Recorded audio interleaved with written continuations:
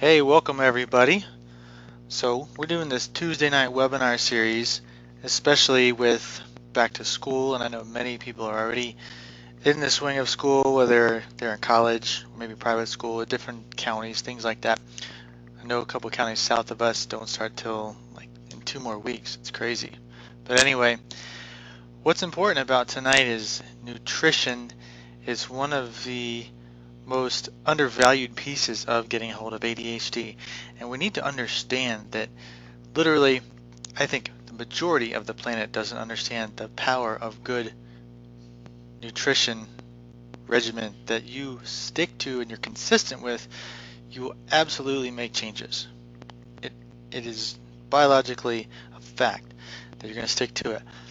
We're going to get to those things and we're going to talk about it because it's important that we know not the advanced stuff yet. We can get to that. But in having conversations with people around town or on the internet or social media and then even in the clinic, it's become more and more apparent to me that people don't even know the basic information. And you can look in different groups all over Facebook and get all kinds of ideas from people throwing out new things, but I want to bring you real stuff. And everything I'm going to talk about tonight has research articles behind it, and I can always put those on the blog and point you to them if you ever want them. But most people listening to me realize that that's where I get the information from. As I read the research, we put it together so that I'm not coming up with some theoretical BS or some philosophy of my own, but I want to know what's working and what's concrete because I want as many people as possible to get the help that they need. So that's where it starts. The skinny on nutrition. How you like that play on words? So moving right along, I'm gonna let you know in this webinar I've got a panel that I can see everybody that shows up and their questions. When we get to certain points, you'll see a hands up on the slide, or I'll ask you to put your hand up if you agree or something like that, and I want you to participate. So as we go through, I want to make sure that you are watching your screen and things like that. And I even have, you know, exclamation marks with triangles that show up beside people's names that tell me if they're paying attention to their screen or not. It's fantastic. So let's get this going. I'm going to move my big panel out of the way. So let me tell you the story. It's easier to build up a child than it is to repair an adult. And any adult who's a client of mine, past 30, has told me, God, I wish I had met you when I was like 10 or 16, so that what they know now, they would not have had to go through what they went through to now. There's so much baggage that we carry as the adults. When the children come into the practice, there's things to handle, there's things to change and to set into place and to get into stone, new habits, new rituals, and that's great and all, but really, myself growing up and the things that I went through with ADHD and being on 4 different medications, and a lot of people know my story that my mother was the school psychologist and I was tested for every single test possible to find out what was quote unquote what was wrong with Eric, because I was super intelligent, could do great things, play soccer, do all this stuff, but then I could destroy something in a second. Everybody has these stories in the past of broken relationships, lost jobs, not following through, messing up, making mistakes, having great ideas that were either ahead of their time or people thought they were just crazy, and forgetting how to behave in certain social situations. And as we learn to handle the pieces of ADHD better than when we're growing up, we're maturing, it's so much easier. So this picture is perfect where it says it's easier to build up a child than it is to repair an adult. And that's just, everybody pretty much agrees with me when we're going forward. So let's talk about this. It's important we know ADD and ADHD it's not a disorder, a mistake, a nuisance, a problem, something negative, but it's also not a moral decision. It's not a choice. But now it's not an excuse. And what I should add here is that it's a clinical diagnosis. We need to remember that. It's a clinical diagnosis, just like Asperger's is clinical diagnosis, like autism is a clinical diagnosis, like asthma, all those things that are out there. So how we behave towards somebody with ADHD is very important, how we view it. and our perspective on it too, and how we understand about ourselves. But now that we know, then we have to realize there's steps we need to take. Hopefully that makes sense for everybody listening. So this is the book, Driven to Distraction, that was written in 1994 by Dr. Edward Hallowell, who began this whole movement on the fact that ADHD was a gift and that it had positive aspects to it. Obviously the negative pieces were the impulsivity, distractibility, the hyperactivity. But on the other side, the flip of that is the creativity, the curiosity, the unbridled energy that can be guided towards really amazing solutions and things. And we've all seen it. We've seen that glimpse of hope in our children. We've seen those things in our lives as adults also, that where we did something right and it was fantastic and it was amazing. And those are the things we want to make more of now. So moving along. So this is Dr. Hallowell. He's getting up there in his years, and meeting him at certain seminars and getting to know him pretty well. He's a funny guy. And I told him that I want to champion his cause. And I've taken that on. Obviously, most people know that I'm the go-to person for natural help with ADHD and alternatives. And we're continuing to just push forward and leveraging the internet to help people, not just in Virginia, but also across the globe.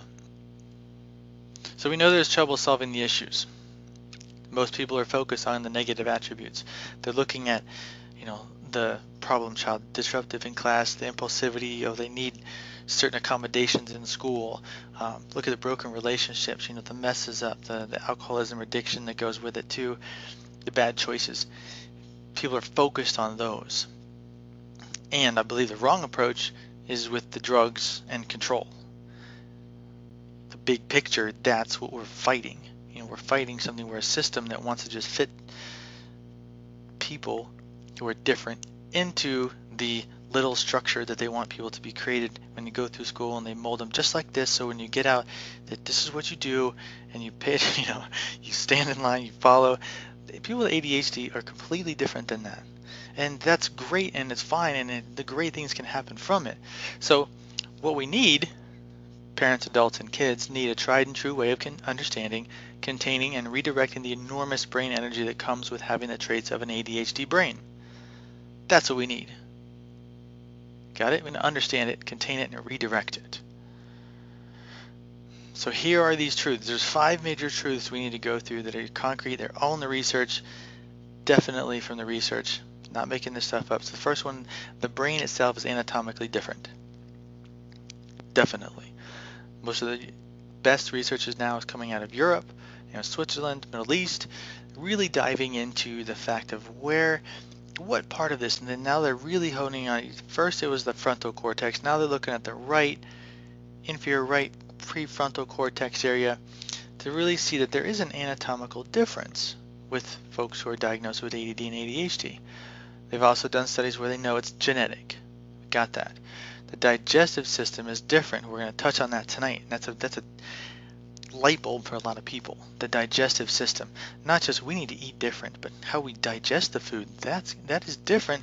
Saliva tests, other tests can be done by Great Smokies Labs, things like that correlate a lot with the ADHD community and changes in enzyme levels and things like that. The inconsistent firing of the neurology of the brain itself, the cortex, and then also the cerebellum, talking to the prefrontal cortex. How the left and the right are firing correctly, not just using our bodies, but also between the logic and the imagination and some of the wild thoughts that run. And if they're not integrated, we're going to get into this trouble happens. And the last one, our brain uses glucose differently.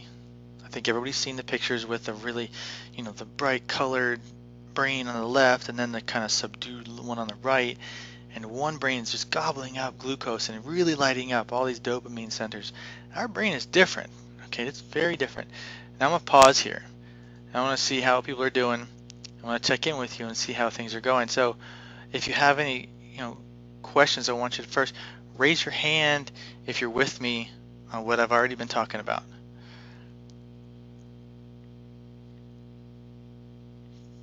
Hands are going up. That's good. Everybody else, hands up. Got some people not paying attention. Get back to your computer, people. Hands up. This is great. I love being the controller of this whole situation. It's great for my ADHD brain also. Now, we're going to move on, and if you have any questions, to be simple, then there's a question box down there. Just raise your hand and then put the question in. If I don't see it immediately, then I will get to it at a certain point when we can do that. All right, so moving forward, look at this list. What happens when the ADD brain isn't integrated? You've got diminished misfire in the global brain function, decreased ability to synchronize sensory information. It impedes a person's braking system. That's that pause button. You know, we're not just Pavlov's dogs salivating at the bell. We're humans. There's a gap between stimulus and response, and we want to increase that gap, thus decreasing the impulsivity behavior. So it, affecting the brain's ability to learn and moderate behavior, attention, impulsivity. If it's not integrated, the impulsive motor hyperactivity is just going. There's powerful emotional swings and frustrations. It's affecting aspects of executive functioning and organizational skills. It can have difficulty with reading, comprehension, and understanding directions. Now, in this one I wrote, can have difficulty with reading. We have some people that come in and are just phenomenal at reading. It's amazing, because everybody comes in a little bit different. The power of their brain functions differently, not only different times of the day, but also with different subjects and different things that they like to do. Also, we have a late crawling and the attainment of other milestones. That's why we have to add in special exercises, physical exercises, cognitive drills for folks going through the program. And also, when the ADD brain is not integrated, there's a diminished concept of consequences. That's the whole thing where someone says, you knew this was going to happen, why did you do it? And I don't know.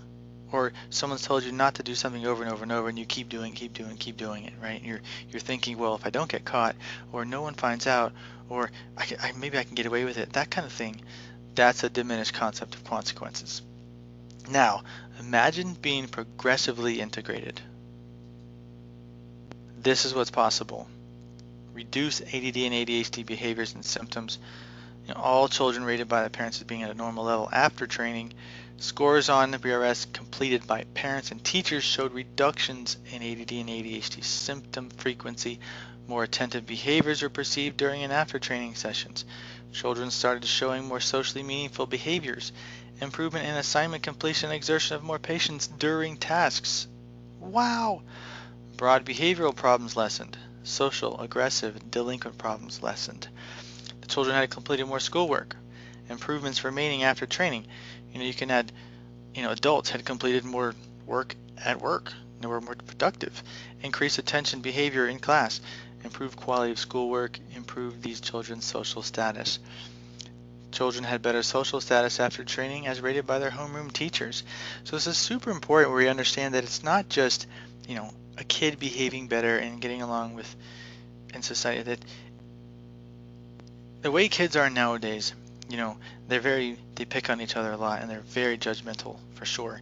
So, not fitting in obviously is already an issue because we have a different brain, but also grades and problems with certain things, they move around in cliques, that they do.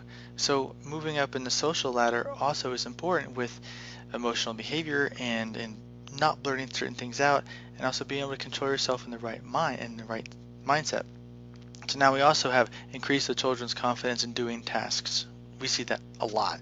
Their motivation for doing daily tasks improved. Not 100% perfect, of course. Come on now. Their expectation for success increased. Improvement of the cognitive and state control problems that are commonly associated with ADD and ADHD. Whew, that's a mouthful. Now, there's a disclaimer. Nobody is 100% on all of these, and some of these are more than others with other kids. Got it? That all of these things can be attained and have been attained throughout the many years we've been doing this. This is how we help online ADD programs. We have Skype sessions. We have people coming from an hour and a half away driving, and so we have to create online sessions to review, discuss, problem solve, congratulate, demonstrate, engage with parents, teachers, and other caregivers. There's video sessions we help them with. There's manual PDFs that they get.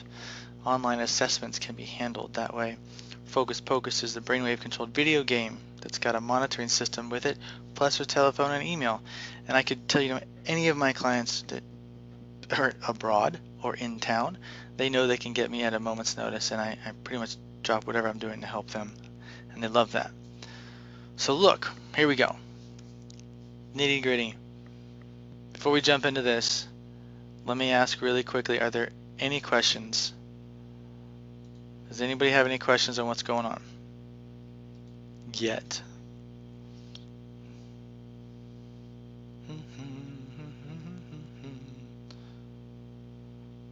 Okay. So if you have a question, just put it there in the box. See some hands going up, things like that. Maybe you guys haven't found the question box. So we're going to jump into this nutrition goals for ADD and ADHD. Obviously, 7 goals we want to hit, okay? This may be lofty. I want to limit destructive and disruptive behavior. I want to reduce stress on the teacher and student relationship. Yes. The concept of better eating need to be understood. I want them taking responsibility. Taking responsibility, shopping, and preparing. Now, right here, who does the shopping? Okay? Just be really aware of that. And if you're like, well, I don't want my kids to eat this or eat that, but if it's in the house, you're to blame. You shop for it, mom, dad, or if you're an adult and you're buying the stuff and it's in the house, then that's one step to just kind of take that out. Don't get it. 5, getting kids to eat more healthy. A lot of kids do, and a lot of kids don't. A lot of parents do, and a lot of parents don't. So this is not a blanket statement for everybody, because I would say maybe 30% of people I work with who come in have a pretty good diet so far, but everybody's can be increased. 70% of them just mind-boggling awful. Like I don't get it. Like, where have they been living under a rock that they don't understand some of the things we're going to get into? And I told you before, whoever's on this webinar today, you're going to hear it. You're going to get it straight from my mouth, because I'm sick and tired of hearing people ask me questions and questions when clearly there's some really basic information we need to get through and everybody needs to understand. So I want to create a connection between the food and the brain, the behavior, how it acts, how it thinks, how it moves quickly, slowly, all this stuff. You've got to understand how important food is to our brain and our body. 7, you want to empower them to make better choices. Better choices, okay? Not best, not perfect, better. This program is based on progress. If we're becoming better than we were last week, awesome. If we're not perfect, so what? We're going to get there. Progress and progress and progress is what we're looking for. I have many psychologists and psychiatrists work with ADD and ADHD clients for 4 or 5 years. The programs we set up begin in like 6 months to 12 months, something like that. So look, list of nutrition needs, a whole spectrum. We're going to get into a bunch of stuff. There's like 3 slides of stuff. First, let's hit this. Fake food. Hot dogs, Lunchables, that P3 protein, whatever, scary mix, whatever's going on there. I just can't stand it. I can't believe that that's going on there. So we need to know that this is totally unacceptable. No hot dogs. The Lunchables I don't think it can be considered food. Anything made by Oscar Mayer is not food. Packaged meals. You read the ingredients. Read the labels of this stuff. Please, come on. Be smart.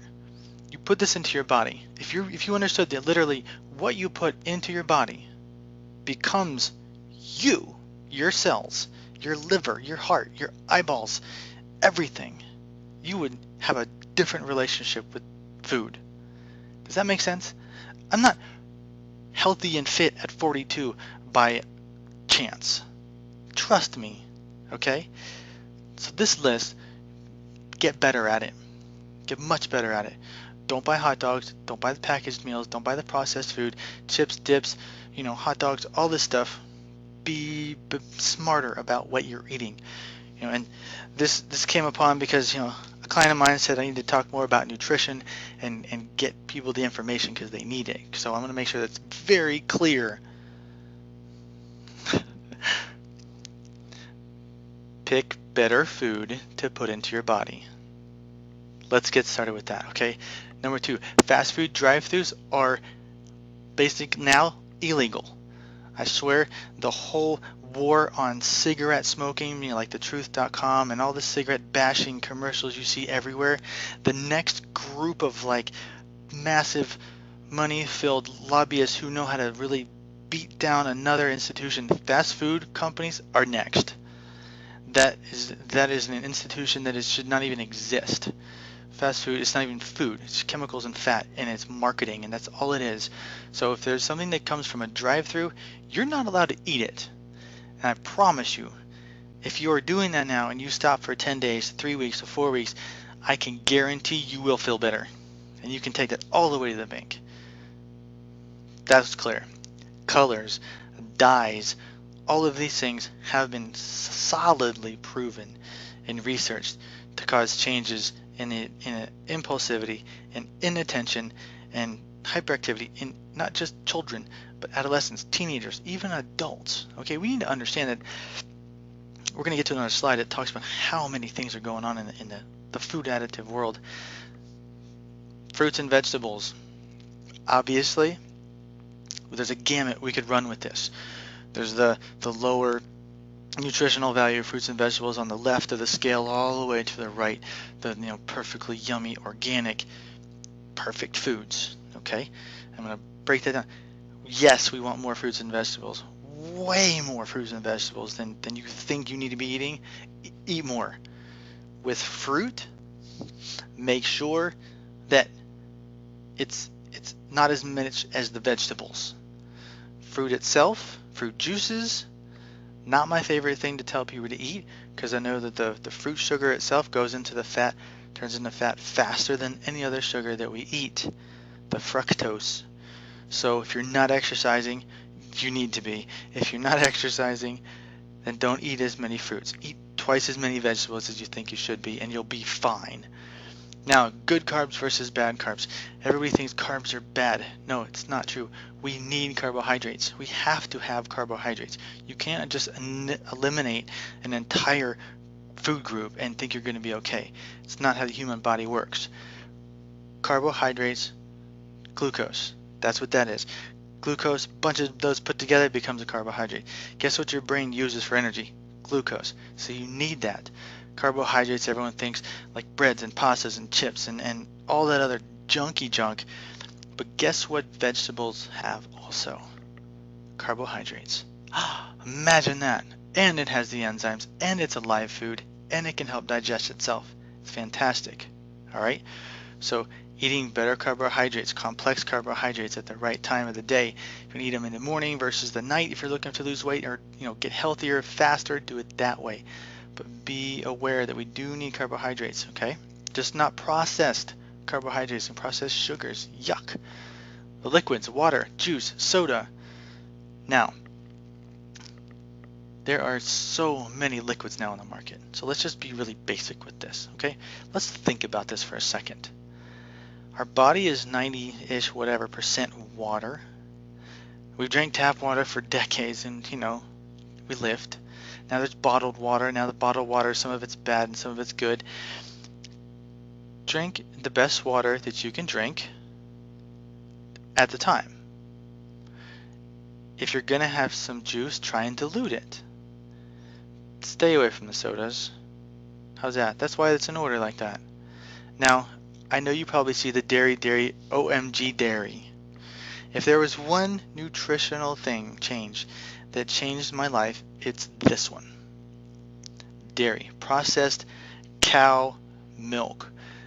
You're probably freaking out like, oh my God, I'm supposed to drink it in my bones and my teeth and blah, blah, blah. You can get more calcium from a head of broccoli and a pile of spinach than you can actually from dairy. Because first of all, your body needs an acid component to carry the calcium through the gut wall. And what is milk? It's hypotonic, okay? It's not going to carry calcium into your body. Crazy. Even 5 years ago when the Dairy Council said drink milk, you lose weight, they were literally indicted and fined billions of dollars by the FCC for saying that. It was a lie. So processed cows, milk, take it out of the diet. Cheeses, ice creams, those things. This is another one. You can trust me on this one. 10 days, 14 days, 3 weeks to a month, you will feel better. And you will thank me if you do it, but you have to be consistent. My asthma cleared up, and many of you know now that somehow I can run like a deer for miles upon miles and miles and miles. I'm 42 years old. I grew up with asthma, debilitating asthma, where I was getting shots every single day, stuck in the hospital, missing Christmases, and now I'm healthier than I've ever been for a lot of these nutritional changes. So next one, we're going to hit the good stuff now. Nutrient-dense foods. Think about it. Nutrient-dense foods. It doesn't mean a lot of food. Just nutrient-dense foods. The right foods. If you're going to go organic, great. Go for the organic foods. If you're going to go gluten-free, we're going to hit that in just the next slide. Nutrient-dense foods. I think the phrase speaks for itself. Now, the discussion of dysbiosis is where that enzyme changes comes in. We can add into somebody's diet regimen new digestive enzymes that they can take. You can put a capsule into smoothies. You can crush them up. I know that they have them in a liquid form, or I guess gummies, but that's not my favorite choice. But we need to have the digestive enzymes in the right level in the gut of people who have ADD and ADHD. Combine that with them eating correctly, much better. That's like a double whammy. Awesome. Then they start getting adjusted, and any misalignments that aren't bringing electricity to their gut and their stomach, that's even like 4 times, 5 times better. Got it? Very important. Digestive enzymes, making sure that your gut health is very, very, very good. Now, protein choices. Someone caught me off guard on a video saying that proteins are basically things that have eyeballs and a mother, which is pretty much true. You got fish, you got chickens, you've got 4-legged animals, you've got birds, and the protein choices there. There's also the plant proteins. We've got soy, that's as long as it's good for you and things like that, and I know that's a whole nother topic. Pea protein, PEA proteins. Now, how much protein? Let's just be really, really honest and simple with this. Let's say that you take the number, your weight, how much you weigh, and just cut that number in half, and then say grams of protein. So I'm 150 pounds, and I need 75 grams of protein. Got it? Let's just stick with that for now. Obviously, if you're working out and lifting heavy or stuff like that, you need more protein, things like that. If you're having digestive issues with proteins, having half of that number is not going to cause a problem for you. Got it. Now, timing of eating, very important. So timing of eating, I wrote this in there because I want, a lot of parents have kids who do lots of different activities, and it's up to the parent who's scheduling all these activities for these kids to be sure that when they're being picked up or carted somewhere, that there's either a smoothie in the car, a Cliff Bar, something healthy that they can have immediately afterwards. So because at that point our body is craving calories. So the timing of the eating is super important. Okay, now in between breakfast to lunch in some of the elementary schools and middle schools, there's hours, 5 or 6 hours sometimes, and there's got to be snack inventory. Otherwise, you're going to get a hypoglycemic issue, and we all know what it feels like when our blood sugar's low and we get short-tempered and irritable and things like that. Not me. Just kidding. So at the bottom of this page, look, there are hands up. So I'm going to ask if there's any questions right now, and I want to see if. Go ahead and raise your hands if that list helps you out. Just raise your hand if that list helps you out. Because I could spend hours on just talking about nutrition. Look on your little thing. There's a hand mark. There's hands up. Good. Get your hand raised. That's awesome. Good. Up. Get them up. Hit the little hand button. High five. There we go. All right. Good job. I'm going to put the hands down now.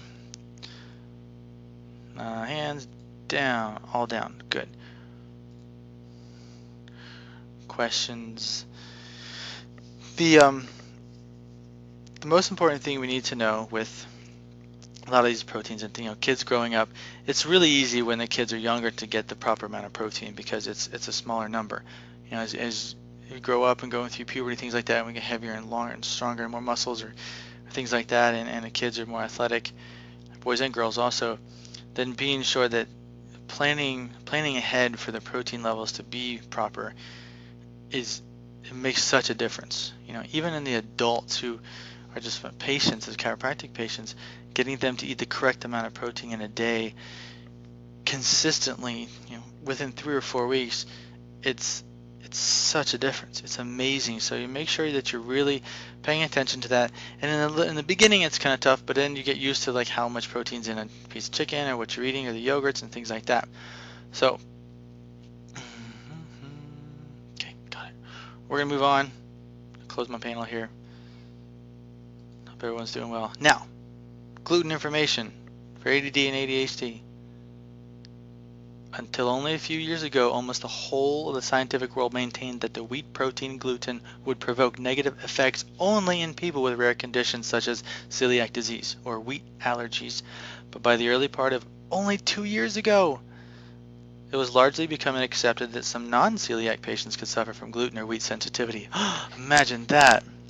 That's 2 years ago. Can you imagine like all the other people decades before it going through eating that stuff and just wondering what's going on with them? And indeed, a consensus panel of experts now officially recognizes 3 gluten-related conditions: wheat allergy, celiac disease, and a gluten sensitivity. Now, being a chiropractor for 15 years, that's, 15 years longer than they've even done this study. Now, listen, I really have seen a lot of this stuff. The human body itself is sensitive to wheat and gluten, okay? It just is. With the byproducts of breaking it down digestively, it creates inflammation. Some of us can handle that better than others. It's just the way it is. So gluten and wheat is not great for the human body, although some of those things do drop our triglyceride levels. That helps with heart disease and stuff like that.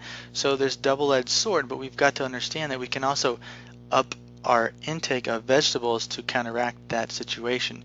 So get that straight. I really believe that gluten and wheat is not fantastic for us because it creates inflammation. And if we're having an issue with it, we can up our fiber with other vegetables to take care of the triglycerides and other things that we're eating if we're having those. So look, it's estimated that currently thousands of additives in our food supply. Some are good, like supplementing foods with B12, for example. Other additives, you have to weigh the risks and benefits, like the nitrites in processed meats. So the nitrites, they increase risk of cancer, but they decrease your risk of dying from botulism. It's a good thing. Then there are additives used for purely cosmetic purposes. Food dyes we talked about, used to provide color to colorless and fun foods. Fun foods like Buzz Lightyear wants you to buy these little fruit snacks. According to the FDA, listen to this, without color additives, colas wouldn't be brown, margarine wouldn't be yellow, and mint ice cream wouldn't be green. We all know that. Color additives are now recognized as an important part of practically all processed foods we eat. Now, 3 slides prior I said get rid of the processed foods, which entail gets rid of the color additives, entail gets rid of all the other junk stuff. Now, here it is. Artificial colors increase inattentiveness, impulsivity, and hyperactivity among young children. That is in a medical journal straight out of the research. And if you want the research articles and stuff, of course, you just have to email me and tell me about that. So, last thing, gluten's been an increasingly avoidable element in the healthful diets. Say that again. Gluten has been an increasingly avoided element in healthful diets. While many are aware of the possible gastrointestinal issues, many are not aware of the cognitive issues that can occur when gluten is ingested. Studies have even shown changes in the white matter of the brain tissue in those sensitive to gluten, like I just talked about. Since white matter is a big part of neurogenesis, creating new pathways, we talked about neuroplasticity in other presentations, growth of new brain cells, a disruption in this process would be tragic and very bad for brain health. So, now you know. Now you know. Just a little bit of information, right? You guys wonder, like, what do I do with my time and reading all this research and going through this for my patients and helping everybody out? Because everybody has so many questions, and there's so many people to help. It's not just folks walking into Richmond who walk into the practice. There's a whole planet of people who need this information, who are lost or just grasping at straws being thrown around on social media from other people who maybe think they know what they're talking about. Not cool. Okay, I'm opening up the little question answer box down here.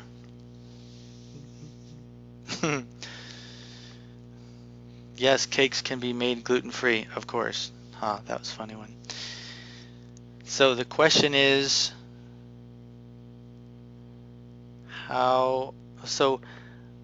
do I have recipes for gluten-free meals and things like that. Yes, we do. We have a written manual also that helps with gluten-free eating. We purposefully cook new gluten-free recipes to taste them, and I will be honest with you, not all of them are great, but a lot of them are surprisingly good, and those are the ones we bring to you and what we're putting together for the folks that want to join into our menu program. So that'll be helpful. All right, I'm going to close this panel. Moving along. Now, imagine this. A future with school curriculums that strengthen and support ADHD type thinkers and doers. That would be fantastic. Less drugs being incorrectly prescribed to our children. Kids growing up with self-esteem instead of being branded a problem. I want to change the drug abuse and alcoholism and addictions that's so prevalent with ADHD. You know, this list right here has not changed since I began creating and evolving this program. It's always been the same. There's no reason to change it. This future, it would be fantastic, and that's why the ADHD Society is doing what we're doing. Against all odds, against people saying, you're never going to make it through, it's not going to work, it doesn't make sense. There's too much other stuff with medications, and other psychologists and psychiatrists want a different route for all of this stuff. I'm telling you folks, there is a race, a global race going on for this brain. Because those who know neurology, they know that the ADHD brain is more powerful than your typical normal person's brain. And when we can guide it and harness it and redirect that energy, amazing things can be created. And anybody who's met me totally understands my passion for that. So look, I put up the website, so now finally everyone knows where all these folks are going to ADHD RVA and posting these testimonies, these comments, all these amazing things that happen and go on a regular basis, and they go up. This is a wide open website where anybody could go post anything they wanted to, and I've never had to delete any mean or nasty or ugly stuff at all. It's fantastic. So those of you who are, on the fence, or maybe just meeting me tonight in this webinar, I know there's folks of mine who I take care of on a regular basis. I love seeing your face in the list of attendees right now, and I know you're here, and I know you probably got some more information now than maybe you had before, and probably you're gonna have questions for me this week when I see you. Who knows? But this is for the folks also, as you're sitting there thinking about all the things we just went over, you may be wondering if this is right for you, or your friends, or your neighbors, or your coworkers, or something like that. If you think it's the correct path for you, then you can schedule an initial evaluation and get 2 bonuses. $200 discount off of your initial evaluation, plus the free ADHD roller bottle with the formula that I've put together for my own clients myself and that I use myself on a regular basis.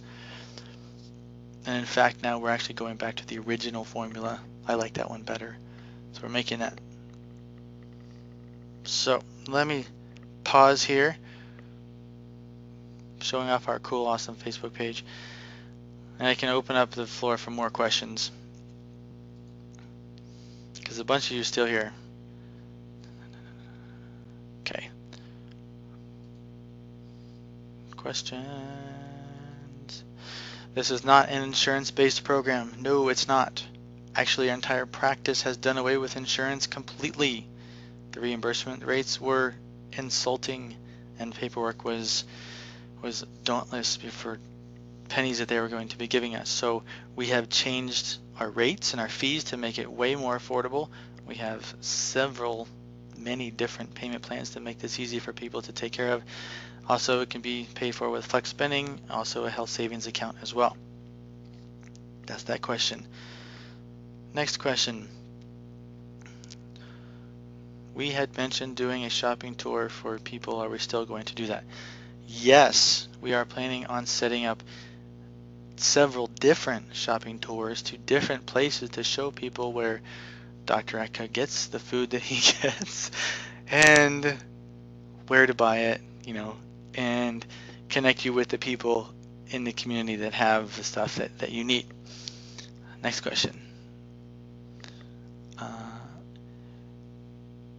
Is it a prerequisite for people to get off medication to start this program? No. Getting off medication is your choice. That is your choice. Many of our clients do lower their medication. Many of them get completely off of their medication.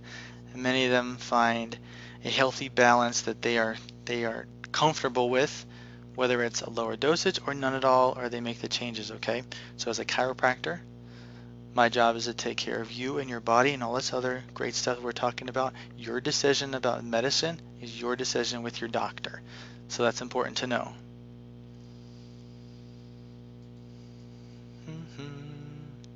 What is a reasonable amount of sugar allowed daily for a child with ADD and ADHD? That's a good question. Now, I think that the word sugar is a general statement. First of all, let me put that out there as my disclaimer, because sugars are the carbohydrates, and we discussed that carbohydrates are needed for the human body and the brain to function and for energy for us to move and do things. So depending on the weight of the child, you know how much they weigh, you understand how quickly they metabolize the sugar.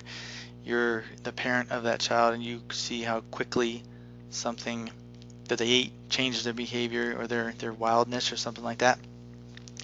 So it's tough to tell you an exact number.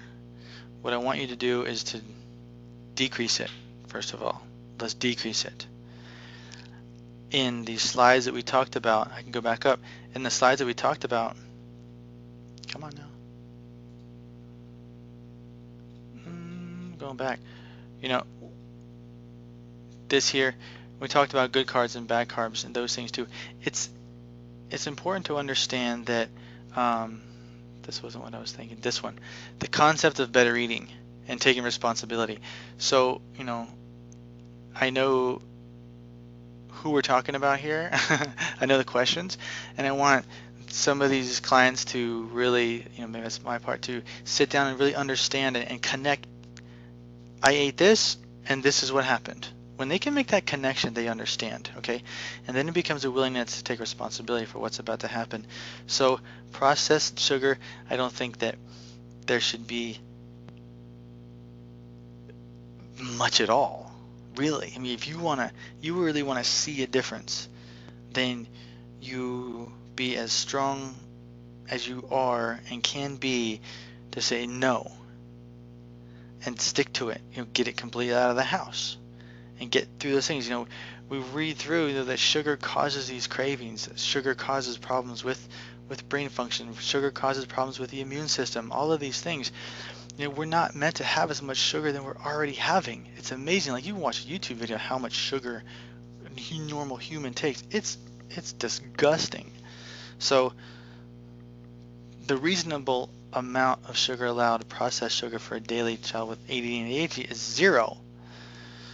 Now, in a real world, the reasonable amount of sugar allowed daily for a child with ADD and ADHD, you're going to have to wrestle with that as you make changes. If you're going to reward that child with a piece of something that has processed sugar, then a discussion should be had that, if you act crazy after this, I want you to know that right now you're eating this, and I want you to be aware of what's happening next. So hopefully that answers that question, and try not to beat it like a dead horse too much.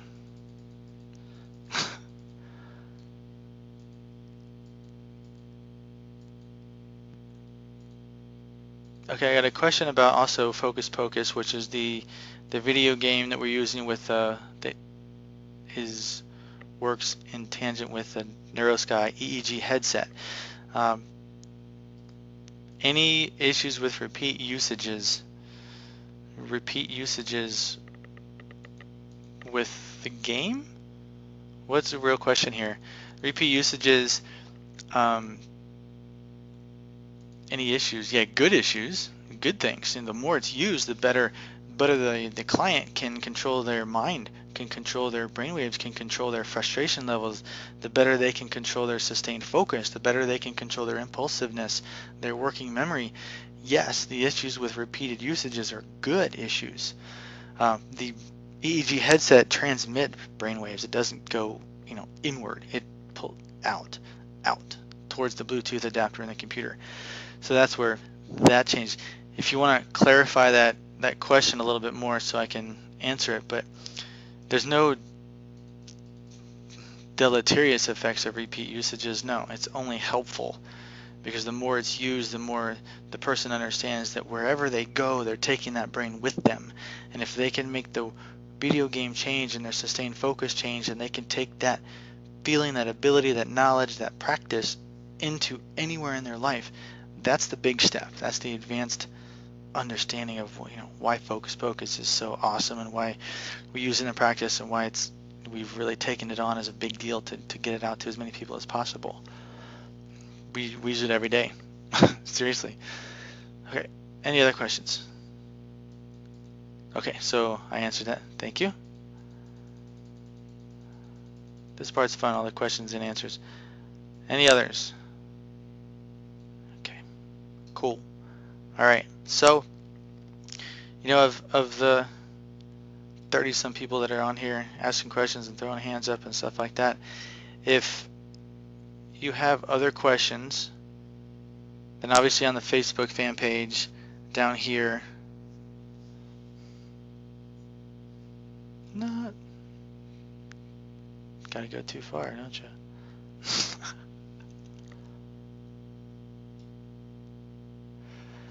On the Facebook fan page, you can contact me on a message. You can find me on anywhere, really. It's pretty simple. The email is info.drredka@gmail.com, and that works out. All right, so now we've answered the questions. Some people have left their computers, and I got a couple hands up.